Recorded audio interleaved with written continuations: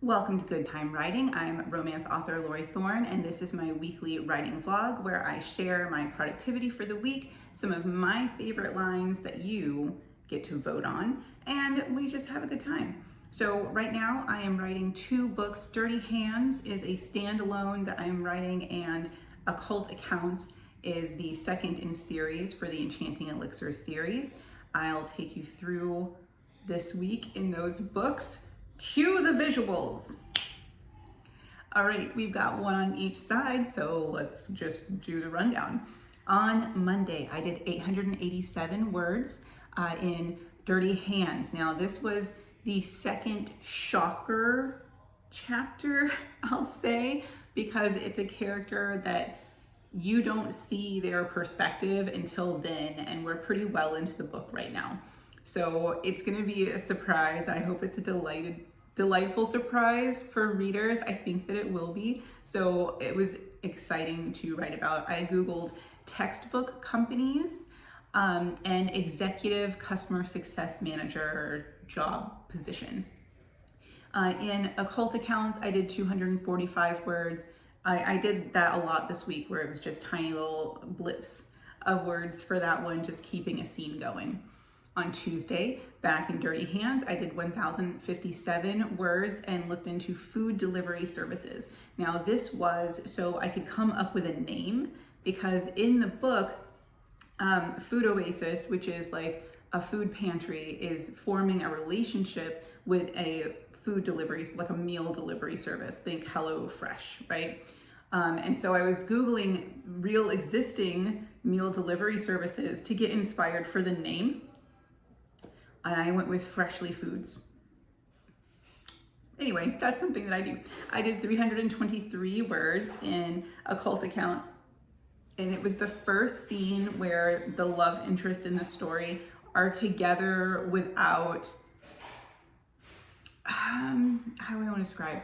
Without any airs. Like, they're both just being themselves.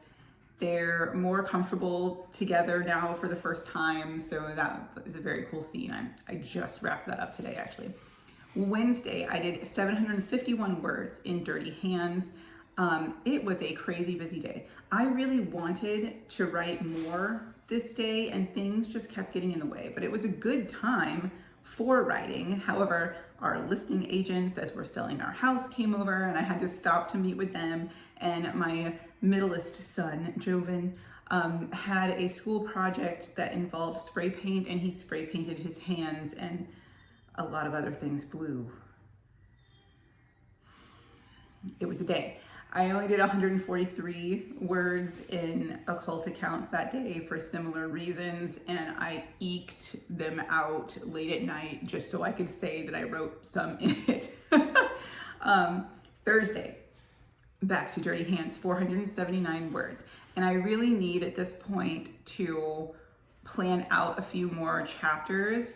I have once again written through what I have had planned and need to stop and think about what the story needs and what's coming next for the development of relationships in the story. I did 148 words, again, just a very little bit, in Occult Accounts, and I got hired this day for a job where we're moving in North Carolina, which was amazing.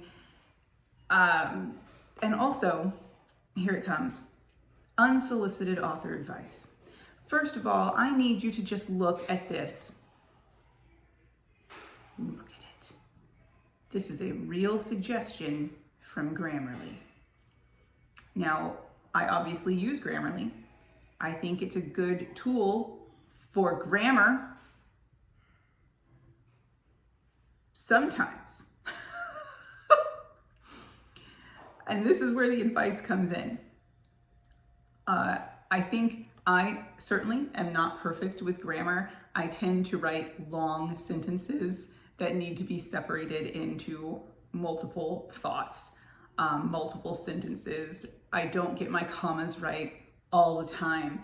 There are things I need to go about and police, and it helps me to have a tool such as Grammarly that will shout some of these things out. However, if you are going to use a tool, no matter what tool it is, you have to be discerning, so discerning, because it will take away your voice. It will take away your point of view. These tools are doing too much. Even a well-placed, purposeful breaking of the rules in storytelling is a good and appropriate thing sometimes. It's an art. What we do is an art. Strict rules cannot stop us. And it's going to be so boring if your reader just reads through a perfectly scripted, English teacher approved in 6th grade essay of a book, right? So not only do things like a waker happen, that's not even a word. I don't know what's going on, okay? That's crazy. And you have to police for that, but don't let it kill your voice either. So be careful when you're using these writing tools. Okay, back on track. We're at Friday. Today I did 0 words in Dirty Hands. And that is again because I am short on time. Moving is crazy, y'all. I just don't.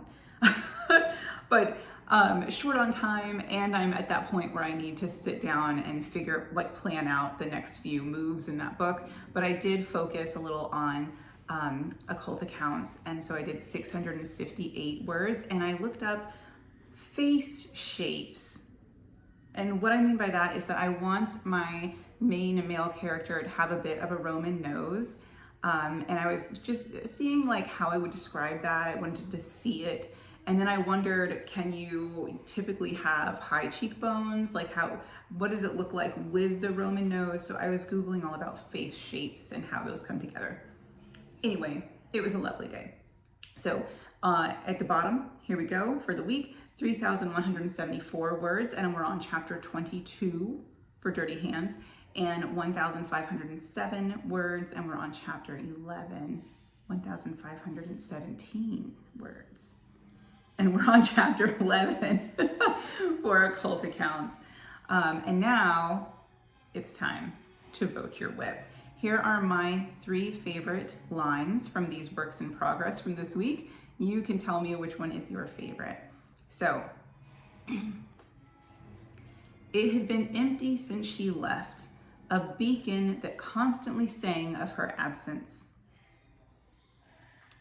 Felix mostly listens while my messy internal dialogue is born to words.